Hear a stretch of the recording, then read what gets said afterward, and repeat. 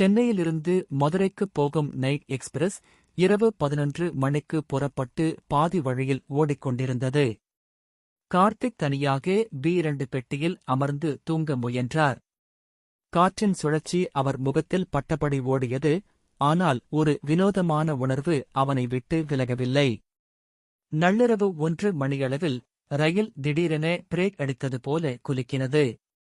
கருமையான இரவில் ஒரு பெண்மணி திடீரென்று கார்த்திக்கின் எதிரில் வந்து அமர்ந்தாள். அவள் வெள்ளை சேலையில், முகத்தில் சோகத்துடன் இருந்தாள்.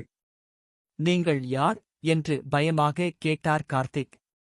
"நான் இந்த ரயிலில் இறந்தேன்" என்று மெதுவாக கூறினாள்.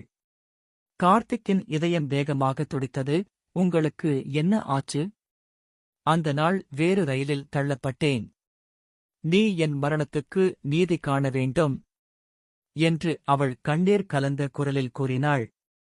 அவளது குரல் மங்கும் முன் ரயில் முழு வேகத்தில் சத்தமாக ஓடியது. அவள் திடீரென காணாமல் போனாள்.